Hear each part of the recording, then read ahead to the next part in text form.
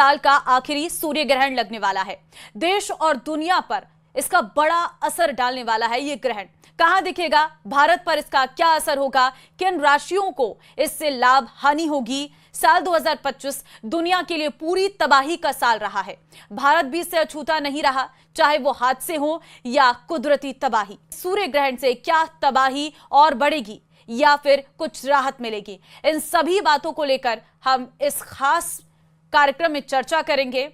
और हमारे साथ स्टूडियो में ही मौजूद है डॉक्टर नितिशा मल्होत्रा। बहुत धन्यवाद नितिशा जी हमारे साथ जुड़ने के लिए।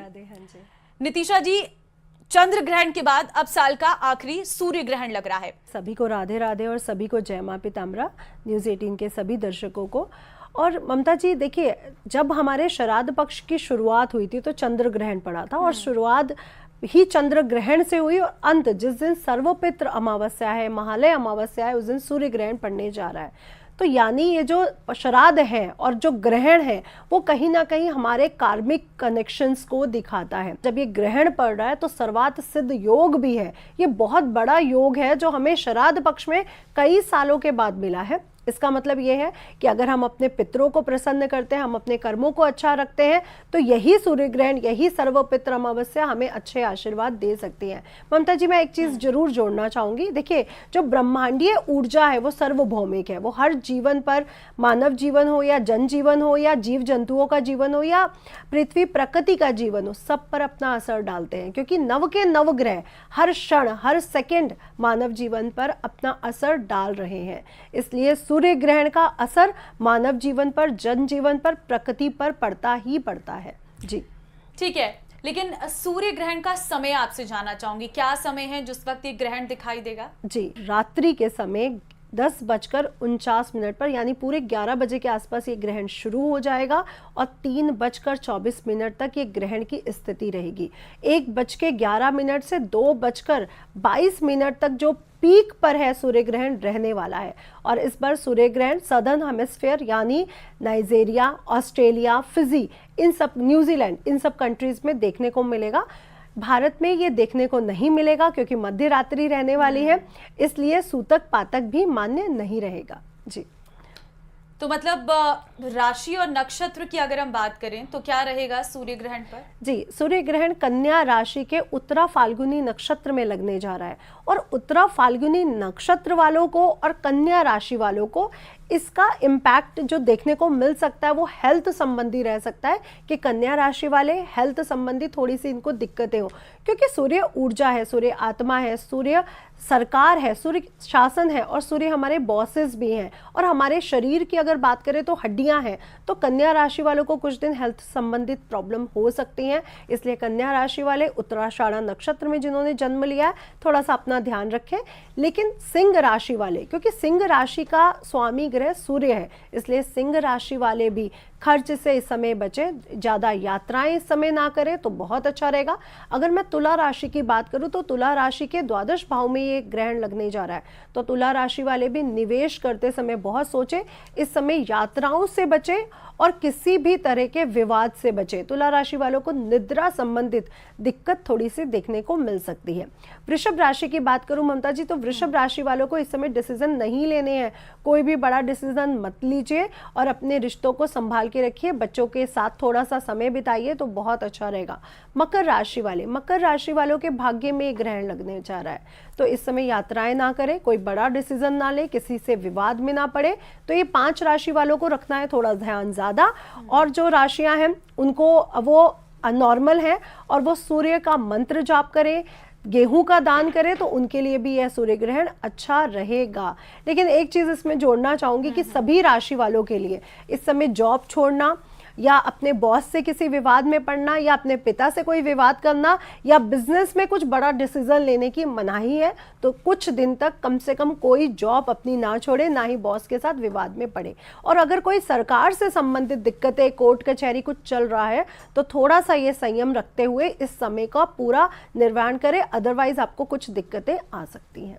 जी, कितने दिन तक इसका असर रहेगा? देखिए, जब चंद्र ग्रहण लगा था तो उसके 90 दिन तक असर रहेगा। तो चंद्रमा जल है, मन है, सूर्य आत्मा है और फायर एलिमेंट है, अग्नि तत्व है, और कन्या राशि पृथ्वी तत्व है। तो इसका असर 90 दिन तक तो रहता ही रहता है, 3 महीने तक। लेकिन यहाँ पर मान्य नहीं है, इसलिए मैं 90 दिन तो नहीं जाऊंगी, लेकिन हाँ 30 से 40 दिन आपको सूर्य ग्रहण का असर देखने को मिलेगा। और चंद्र ग्रहण जो गुजरा है पहले, उसका 90 दिन तक।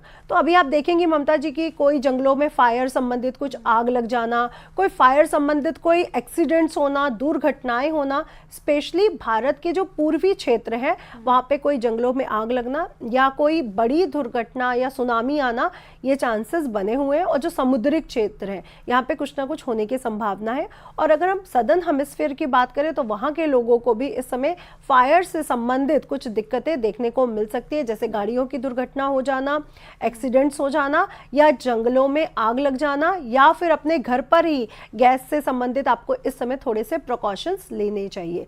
और अगर मैं सरकार की सत्ता की बात करूं तो बड़े बड़े राजनेताओं का बीमार पड़ना या विवाद में आना या फिर अपने पोस्ट को छोड़ना, चाहे वो हेल्थ के कारण हो या वो कोई भी कारण हो, लेकिन ये भी होने के चांसेस बनते हैं। क्योंकि भारत की सरकार हो या पूरे देश, जो देश विदेशों में जो भी सरकारें चल रही हैं, उसको गबन सूर्य देवता करते हैं। तो सभी पर इसका इम्पैक्ट देखने को मिलेगा जी। लेकिन अगर मैं बात रिश्तों की करूं तो क्या इस वक्त रिश्ते भी नाजुक हो जाते हैं, उन्हें भी बहुत संभल कर चलनी होती है? क्योंकि आपने अभी नौकरी की बात करी, हेल्थ से रिलेटेड बातें करी हैं। जी, सूर्य हमारा पिता है, तो सभी राशि वालों को अपने पिता के साथ रिश्तों का इस समय बहुत ध्यान रखना होगा। क्योंकि हो सकता है श्राद्ध पक्ष चल रहा है, सूर्य ग्रहण लग रहा है, सर्वपित्र अमावस्या है, तो ऐसा ना हो आपके पिता के साथ या बड़े बुजुर्गों के साथ रिलेशनशिप खराब हो। इस बात का 12 के 12 राशि वाले ध्यान रखेंगे। लेकिन कन्या राशि और मीन राशि वाले अपने पार्टनर के साथ भी अपने रिलेशनशिप का बहुत ध्यान रखेंगे, क्योंकि कन्या राशि और मीन राशि के रिश्तों में भी दाम्पत्य जीवन में दरार आती हुई नजर आ रही है। आप इसका ध्यान रखें। और उसके बाद से नवरात्रे शुरू हो रहे हैं ममता जी, तो अगर नवरात्रों में माँ को गुलाब के फूल में शहद रख के भोग लगाया जाए और उसका बाद में प्रसाद के रूप में हस्बैंड वाइफ दोनों अगर ग्रहण करते हैं तो आपके दाम्पत्य जीवन में जो खटास आ सकती है, इस कारण वो आपकी समाप्त हो जाएगी जी। लेकिन भले ही भारत में ग्रहण दिखाई नहीं देगा, सूतक काल नहीं लगेगा, लेकिन उसके बावजूद भी हम देखते हैं कि धार्मिक जानकार ये कहते हैं कि हमें तब भी सावधानी बरतने की जरूरत है जी। मैंने बोला ना कि जो ब्रह्मांडीय ऊर्जा है वो सर्वभौमिक है। वो चाहे रात्रि है, चाहे दिन है, या कोई भी समय चल रहा है, वो अपना मानव जीवन पर असर डालती है। कि आपने देखा कि हमने जो कर्म किया उसका फल हमें मिला है। आप अपने पिता से विवाद करके देखिए, आपको जॉब्स में प्रॉब्लम्स आनी शुरू हो जाएंगी। आप अपनी माता के साथ विवाद करके देखिए, आपको दिखेगा कि एंजाइटी, डिप्रेशन, मानसिक उलझने आपकी बढ़ती जा रही हैं। तो हर ग्रह हर क्षण अपना असर मानव जीवन पर डाल रहा है। नहीं तो ममता जी, कुंडली एक सेकंड में चेंज हो जाती है। अगर नवग्रहों का असर नहीं होता तो कुंडली कैसे चेंज हो जाती? तो नवग्रह अपना असर डाल रहे हैं। भले ही भारत में इसका असर देखने को नहीं मिल रहा है, सूतक पातक नहीं है ग्रहण का, ग्रहण काल के समय रात्रि समय होने के कारण यहाँ पे उसका इम्पैक्ट नहीं है, लेकिन मानव जीवन पर, प्रकृति पर, जनजीवन पर और जीव जंतुओं पर इसका पूरा पूरा असर देखने को मिलता है। जिनकी कुंडली में सूर्य ग्रह कमजोर होंगे, किसी भी तरह से राहु के साथ, शनि के साथ होंगे, तो उनके साथ तो बहुत सी प्रॉब्लम्स आपको देखने को मिलेंगी। क्योंकि जहाँ पे कन्या राशि में सूर्य ग्रहण लग रहा है उससे 180 डिग्री पर मीन राशि में शनि ग्रह विराजमान है, तो ये पितृ दोष को भी दिखाते हैं। इसलिए जिनकी कुंडली में सूर्य ग्रह कमजोर है उनको बहुत ध्यान रखने की जरूरत इस समय बनती है, चाहे वो भारत में है या वो अनदर किसी भी देश में है, उनको थोड़ा सा ध्यान रखना पड़ेगा। कन्या राशि वालों को, उत्तराषाढ़ा नक्षत्र वालों को और हस्त नक्षत्र वालों को, क्योंकि फॉलोड बाय हस्त नक्षत्र करते हुए आगे बढ़ रहे हैं वो उत्तरा फाल्गुनी की तरफ, तो उनको भी थोड़ा ध्यान रखना पड़ेगा जी। लेकिन ये ग्रहण किन किन देशों में देखने वाला है? भारत में अगर नहीं देखेगा जी, तो? ऑस्ट्रेलिया, नाइजीरिया, न्यूजीलैंड, फिजी, जो सदर्न हेमिस्फीयर पे जितने भी वो आते हैं देश, वहाँ पर ये देखने को मिलेगा। लेकिन नेपाल, पाकिस्तान, श्रीलंका, भारत, यहाँ पर इसका कोई भी इम्पैक्ट नहीं है देखने वाला। लेकिन देखिए, ये दार्शनिक चीज़ है, क्योंकि लोग इसको बहुत देखना चाहते हैं, बच्चे बहुत वो रहते हैं कि सूर्य ग्रहण को देखना है। ये दर्शन मात्र तो है ही है, लेकिन इसका इम्पैक्ट विश्व में हर मानव जीवन पर इसका इम्पैक्ट देखने को मिलेगा। क्योंकि ये सूक्ष्म सूर्य ग्रहण है, यानी ये जो सूक्ष्म ग्रहण लगने के कारण ये पूरे विदेश और देशों में हर जगह तो नहीं देखने को मिल रहा है, वो कहीं कहीं देखने को मिल रहा है, लेकिन इम्पैक्ट सब पर डालेगा, हर मानव जीवन पर इसका इम्पैक्ट देखने को मिलेगा। देखिए, कहा जाता है कलयुग में जब जितने सूर्य ग्रहण पड़ते हैं उतनी कलयुग की आयु खत्म हो जाती है, उतनी वो कम हो जाती है, ऐसा हमारे शास्त्रों में नियम अनुसार लिखा गया है। तो मैं यही बोलना चाहूंगी कि सूर्य ग्रहण एक महोत्सव की तरह समझिए। गर्भवती स्त्रियां थोड़ा सा अपना ध्यान रखें, इस समय कोई शार्प एलिमेंट यूज ना करें, इस समय थोड़ा हल्का भोजन करें, क्योंकि रात्रि समय है, जो लोग सोने जा रहे हैं वो सो जाएंगे और जो लोग जागना चाहते हैं वो जागें, लेकिन हल्का भोजन करें। और जो लोग बीमार हैं, वृद्ध हैं, बच्चे हैं, वो लोग भी भोजन कर सकते हैं, और अगर सोना चाहे तो सो सकते हैं। ये शास्त्रों में नियमानुसार लिखा गया है और विज्ञान भी यही कहता है कि गर्भवती महिला को ज़्यादा देर भूखा नहीं रहना चाहिए, और बुजुर्ग को भी नहीं और बच्चों को भी नहीं। लेकिन जो जवान है, जो सूर्य ग्रहण को मानता है, जो सूर्य ग्रहण का सही से प्रयोग करना चाहता है, वो लोग सूर्य ग्रहण के समय अगर सूर्य देवता का मंत्र जाप करते हैं, आदित्य हृदय स्त्रोत पढ़ते हैं, गायत्री मंत्र मन ही मन पढ़ लेते हैं, क्योंकि इस समय देखिए मूर्तियों का स्पर्श करना मना रहता है। भले यहाँ पे सूतक पातक नहीं है, पट बंद नहीं होंगे, लेकिन फिर भी रात्रि काल में तो हर मंदिर के पट बंद हो जाते हैं, शयन करवाते हैं हम उनको, तो पट बंद कर दीजिए 11 बजे से पहले, और उसके बाद आप कहीं पर भी बैठ के अपने मंत्रों का जाप, गुरु मंत्र, कुल देवी का मंत्र जाप कर सकते हैं। और जो लोगों को सूर्य कुंडली में अच्छा नहीं है, पिता से विवाद रहते हैं, आंखों की बीमारियां हैं, हड्डियों में दर्द रहता है, या शासन प्रशासन सरकार से कोई ना कोई केस या कोई ना कोई दुविधा चल रही है, वो लोग आदित्य हृदय स्त्रोत का जाप करना बिल्कुल भी ना भूलें। आप देखेंगे कि आपको तरक्की, नेम फेम, और पिता के साथ और बॉस के साथ आपके संबंध भी मजबूत होंगे। सूर्य ग्रहण 3:23 पे समाप्त हो जाएगा। इसके बाद जो लोग सोना चाहते हैं वो सो सकते हैं, जो लोग अपना शुद्धिकरण करना चाहते हैं, शुद्धिकरण, वो कर सकते हैं। अदरवाइज आप सुबह उठिए, अपना शुद्धिकरण कीजिए, घर का शुद्धिकरण कीजिए गंगा जल से, दूर्वा जल से, या फिर आपकी हल्दी वाले जल से। इसके उपरांत आप सूर्य संबंधित चीजें जैसे गेहूं है, गुड़ है, अनाज है, सप्तधान है, उसका दान करना बिल्कुल भी ना भूलें। तो दान बहुत विशेष है ममता जी। लेकिन जिन लोगों की कुंडली में आप कह रहे हैं कि सूर्य की स्थिति अच्छी नहीं है, उन लोगों को क्या खास तौर पर दान देने से कुछ इसमें मतलब उपाय क्या हो सकते हैं? जी, हमारे शास्त्रों में 3 चीजें बहुत विशेष लिखी गई हैं। एक है यंत्र, एक है मंत्र, और एक है दान। तो यंत्र, जिनका सूर्य कमजोर है, वो अपने घर पर पूर्व दिशा में 7 फीट ऊंचाई पर सूर्य यंत्र टांग के सूर्य यंत्र की डेली पूजा कर सकते हैं। सूर्य ग्रहण के समय आदित्य हृदय स्त्रोत का जाप कर सकते हैं। अगर आप आदित्य हृदय स्त्रोत नहीं कर पा रहे हैं तो गायत्री मंत्र पढ़िए। उनके 7 घोड़ों में से गायत्री एक उनका घोड़ा भी है जो उनको बहुत प्रिय है। दूसरा, इस समय ओम घृण सूर्याय नमः का जाप करिए, या फिर ओम सूर्याय नमः का जाप भी आप लोग कर सकते हैं जिनको आदित्य हृदय स्त्रोत टफ लग रहा है। अदरवाइज आप विष्णु सहस्त्र नाम, क्योंकि श्री हरि विष्णु ने खुद स्वयं कहा है कि ग्रहों में राजा सूर्य मैं हूँ, पेड़ों में पीपल का वृक्ष मैं हूँ। तो आप सूर्य देवता की पूजा करें, पीपल के वृक्ष के नियमित रूप से जल चढ़ा सकते हैं, दीपक लगा सकते हैं, इससे भी आपका सूर्य ग्रह मजबूत होगा। और जो लोग सूर्य का दान करना चाहते हैं वो अपने वेट के बराबर गेहूं यानी अन्न का अगर दान कर देते हैं मंदिर में, गुरुद्वारे में गरीब लोगों को, तो उनकी सभी दुविधाएं, सभी कठिनाइयां दूर हो जाती हैं। बिल्कुल, लेकिन ये हमने अक्सर देखने को मिला है कि जो सूर्य ग्रहण जब लगता है तो बहुत सारे नियम कायदे हमें फॉलो करने चाहिए, कोई भी ग्रहण अगर लगता है तो इसके पीछे की क्या कहानी होती है? और कहते हैं कि नंगे आंखों से हमें ग्रहण देखना भी नहीं चाहिए। जी देखिए, सूर्य ग्रह से बहुत सी ऐसी रेज निकलती हैं अल्ट्रावायलेट जो हमारी आंखों के लिए बहुत अच्छी नहीं मानी जाती। और सूर्य ग्रहण का मतलब होता है सूर्य चंद्रमा एक साथ है और सूर्य और पृथ्वी के बीच में जब चंद्रमा आ जाता है तो सूर्य ग्रहण लगता है। ये साइंटिफिकली इसका रीजन है। अब जो उसकी जो किरणें हैं वो सीधा सीधा, क्योंकि एक जगह पे तो चंद्रमा आ गया, कुछ एरियाज जो बच रहे हैं वहां पर उसके अल्ट्रावायलेट किरणें बहुत ज्यादा पहुंचेंगी, इसलिए सूर्य ग्रहण को नंगी आंखों से कभी भी नहीं देखना चाहिए। वो हमारी आंखों के लिए भी शुभ नहीं है। और शास्त्र क्या कहते हैं? शास्त्र कहते हैं कि उस समय नकारात्मक शक्तियां बढ़ जाती हैं। देखिए, सांप जब अपनी केचुली उतारता है और उसके बाद वो ऊर्जात्मक हो जाता है, तो जो केचुली उतारने की जो प्रक्रिया है वो बहुत टफ है। या फिर अगर हम मृत्यु को समझे या जन्म को समझे, क्योंकि एक समय के बाद वो मोक्ष काल में चला जाता है। 3:23 पे वो मोक्ष काल में चला जाएगा, यानी उसे मोक्ष मिल जाएगा सूर्य ग्रहण को। यानी एक नए जन्म की प्रक्रिया हम समझ रहे हैं। तो मृत्यु और जन्म की प्रक्रिया कहा जाता है कि नकारात्मक स्थितियों में होती है, इसको नहीं देखना चाहिए, ये शास्त्रों में मेंशन किया गया है। तो ग्रहण को कभी भी नंगी आंखों से कभी भी नहीं देखना चाहिए। इसके लिए जैसे चश्मा लगाना या बहुत से अब हमारे पास अब तो इंस्ट्रूमेंट आ चुके हैं जिससे हम देख सकते हैं, वैसे ऐसे नंगी आंखों से नहीं देखना चाहिए। अल्ट्रावायलेट किरणें भी हमारे लिए अच्छी नहीं है, और ये हमारी आंखों के भी देव है। सूर्य देवता हमारी आंख का देव है, हमारी जो रोशनी है आंखों की वो भी सूर्य देवता से देखी जाती है, इसलिए भी नहीं देखना चाहिए। ये साल 2025 को जो भारत के लिए बिल्कुल ठीक नहीं बताया जा रहा है, कभी हादसे प्राकृतिक तौर पर हो रहे हैं तो कभी कुदरती यहाँ पर तबाही हो रही है, लेकिन क्या साल 2025 में ये जो 2 ग्रहण लगे हैं शरद के शुरू होने तक और शरद के खत्म होने, इसके बाद क्या कुछ स्थितियां बदलेंगी?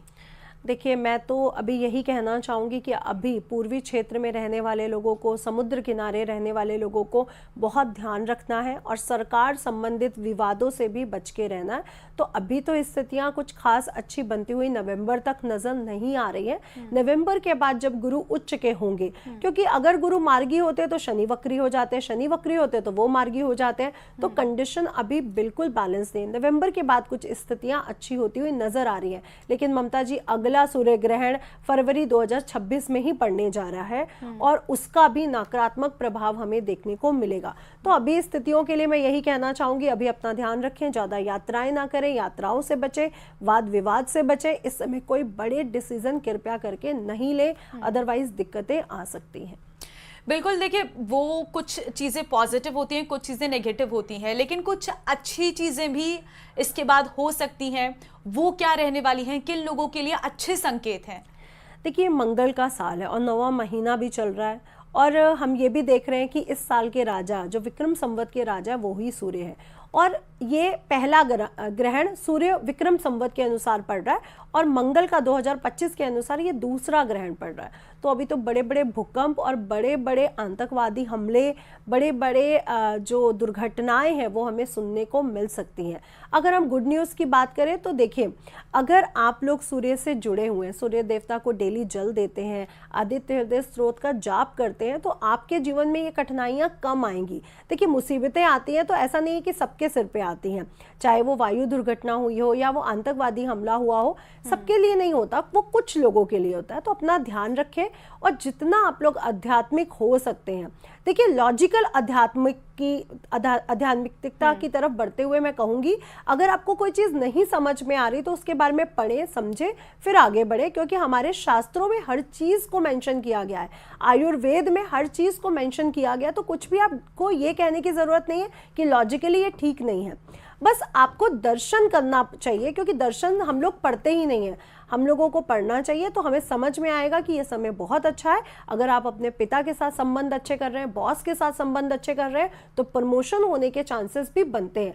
और कन्या राशि कृषि की राशि है, देखिए, और कन्या राशि स्टूडेंट की राशि है, मेष राशि से 6ठे भाव पड़ती है, तो रोग ऋण शत्रु की राशि। अभी आपने कुछ दिन पहले देखा पंजाब का हाल जो था, हिमाचल प्रदेश का जो हाल था, तो कृषि पर भी इसका इम्पैक्ट देखिए ग्रहण का देखने को पहले से ही मिल रहा है, किसानों पर भी मिल रहा है। और अगर स्टूडेंट्स की बात करें तो अब स्टूडेंट्स जो बाहर के देशों में जा रहे हैं पढ़ने, वो वापस आने की संभावनाएं बन रही है। तो कृपया जो स्टूडेंट्स बाहर जाना चाह रहे हैं पढ़ने के लिए, वो ना जाएं, अभी अपने ही देश में रह के अपनी पढ़ाई को पूर्ण करें। इस समय स्टूडेंट्स के लिए मन और विवेक दोनों ही सही नहीं है, तो थोड़ा सा उनको समझकर चलना पड़ेगा। और अगर गुड न्यूज़ की बात करूं तो अगर आप अपने पिता की सेवा कर रहे हैं, सूर्य ग्रहण पर सूर्य देवता के मंत्र जाप कर रहे हैं, सूर्य देवता को डेली जल चढ़ाते हैं, तो आपके जीवन में प्रमोशन या बड़े बड़े जो शुभ परिणाम है वो देखने को जरूर कुल मिलाकर अगर हम ये देखें तो अगर आप भगवान के प्रति सच्चे भाव से समर्पित हैं तो आपके जीवन में पॉजिटिविटी आएगी। लेकिन अगर आपने इन सब चीजों पर ध्यान नहीं दिया है तो कहीं ना कहीं आपके आसपास नकारात्मकता रहेगी। ये कहीं ना कहीं 2025 के लिए सभी ज्योतिष भी कह रहे हैं और कुछ पुरानी हमारी किताबों में भी लिखा हुआ है। जी बिल्कुल। तो हमारे बुक्स में ये लिखा गया है कि ग्रहण काल एक ऐसा समय है जो साधकों के लिए महोत्सव की तरह है, लेकिन जो गर्भवती महिलाएं हैं, जो वृद्ध हैं, जो बुजुर्ग हैं, जो बीमार हैं, उनके लिए समय उचित नहीं है। इसलिए कहा जाता है कि वो अपना ध्यान रखें, सेहत का ध्यान रखें। हाँ ममता जी, कुछ लोगों को हड्डियों संबंधित प्रॉब्लम्स थोड़ी सी इस समय बढ़ती हुई नजर आएगी, पेन रह सकता है बॉडी में। उनसे मैं यही कहना चाहूँगी 20 मिनट सुबह उठ करके पूरे नवरात्रे 10 के 10 दिन अगर आप सूर्य देवता की रोशनी में बैठ जाते हैं तो आपकी हड्डियों का पेन भी अपने आप चला जाएगा। और नवरात्रे जब आते हैं ना ममता जी, तो एक चेंज लेकर के आते हैं। सिंघाड़े का आटा, कुट्टू का आटा, हमारा पूरा जो अनाज है वो चेंज हो जाता है। तो इस समय जो आपके अनाज है वो अच्छे रहने वाले, उनका वो ग्रहण करिए। ऐसा नहीं है कि सिर्फ गेहूं की रोटी ही आपको अच्छा वो देती है। जो सिंघाड़े का आटा है ये आपको गर्मी प्रदान करता है, तो आने वाली है सर्दियां, उसके लिए तैयार करता है।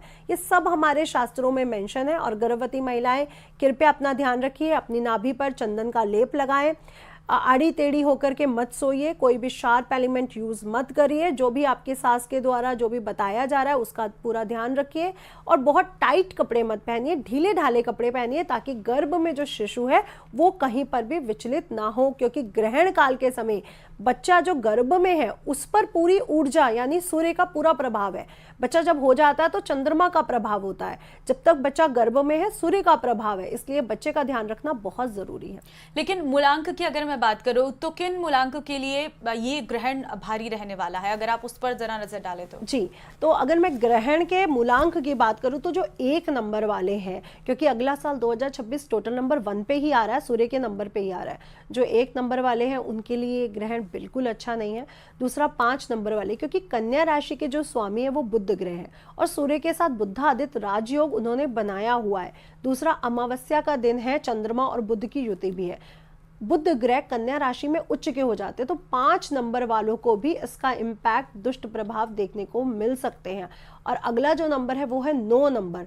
9 नंबर वाले भी इस समय विचलित रह सकते हैं और जल्दबाजी में डिसीजन लेकर बहुत बड़ी गलती कर सकते हैं। जो बहुत ज्यादा ध्यान रखना है वो रखना है 1, 5 और 9 को। और जो लोग बहुत अच्छी कंडीशन में है वो है 2 नंबर, चंद्रमा का नंबर। दूसरा है आपका 4 नंबर, राहु का नंबर, और 8 नंबर और 7 नंबर। ये 4 नंबर वाले इस समय कोई भी ज्यादा बड़ी मुश्किलों में नहीं पड़ने वाले हैं। और जो बचे नंबर है उनके लिए तो ये समय अच्छा है, जैसे 3 नंबर गुरु का नंबर, 6 नंबर शुक्र का नंबर। जी, ये भी जानना चाहूंगी कि अगर कोई कुछ नया चीज खरीदना चाहता है तो क्या ये समय ठीक है? नहीं, जिस दिन सर्व पितृ अमावस्या है, महालय अमावस्या है, वो दिन शांति का प्रतीक है। उस दिन अपने घर में शांति रखिए, अपने पितरों को विदा करिए। इस दिन कोई भी नई चीज नहीं खरीदी जानी चाहिए। हाँ, सर्वार्थ सिद्ध योग तो है, बट कृपया नई चीज को मत खरीदिए। दूसरा, जो लोग नवरात्रे की शुरुआत के लिए पहले से ही सामान ले आते हैं अमावस्या वाले दिन भी, उनके लिए भी मनाही रहेगी कि इस बार आप अमावस्या पर कोई भी सामान नहीं लाओगे। दूसरे दिन जब सूर्य ग्रहण समाप्त हो चुका होगा, ब्रह्म मुहूर्त में उठिए, स्नान करिए, अपने घर का शुद्धिकरण करिए और फिर सामान खरीद के लाइए। और जो आप सामान ला रहे हो उसको भी गंगा जल छिड़क कर शुद्धिकरण करना बिल्कुल भी मत भूलें। तो इस दिन कोई सामान नहीं खरीदा जाएगा। ठीक है, बहुत धन्यवाद नितिशा जी हमारे साथ जुड़ने के लिए और हमारे दर्शकों को इस सूर्य ग्रहण के बारे में पूरी विस्तार से जानकारी देने के लिए। तो ये सूर्य ग्रहण सावधान करने वाला है।